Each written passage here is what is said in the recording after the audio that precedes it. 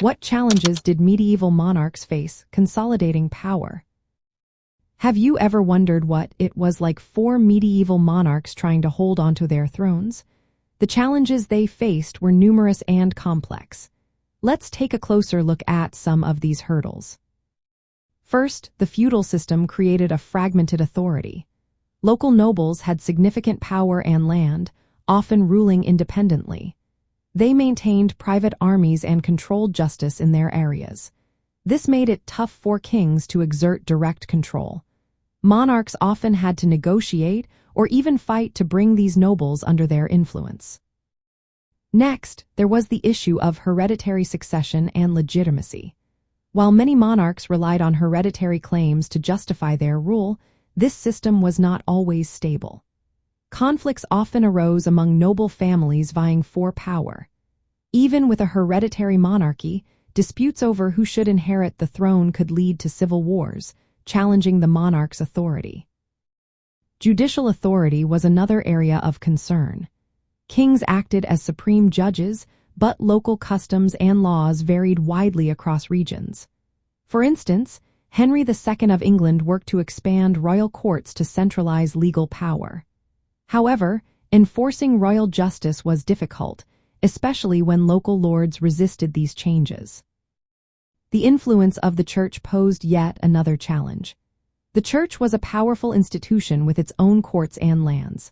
Monarchs needed to maintain a careful balance with the church to avoid conflicts that could undermine their power. While papal recognition could legitimize a king's rule, the church also asserted its spiritual authority, complicating matters for monarchs. Administrative limitations also played a role. Monarchs relied on officials to govern their realms, but these agents could be corrupt or disloyal. Building effective bureaucracies was essential for enforcing royal policies, collecting taxes, and maintaining order. However, local elites often resisted these efforts. Economic and military constraints were constant challenges. Monarchs needed funds and armies to maintain control. They relied on taxation and feudal levies, but nobles held much of the wealth and military resources. Wars against rebellious nobles or foreign invaders often strained royal finances, testing loyalty among subjects. Political intrigue within courts added to the difficulties. Nobles and ministers competed for influence, and monarchs had to manage these factions to prevent conspiracies or rebellions. The absence of formal mechanisms for delegating authority often left kings overwhelmed by governance demands. Social upheavals also created instability. Events like the Black Death and famines weakened traditional structures and sometimes sparked revolts. Monarchs had to address unrest while trying to strengthen their control. Finally, emerging ideas began to challenge royal authority. By the late medieval period, new thoughts about individual rights and the role of the people started to take shape. These ideas questioned the divine right of kings and hinted at future limits on monarchical power.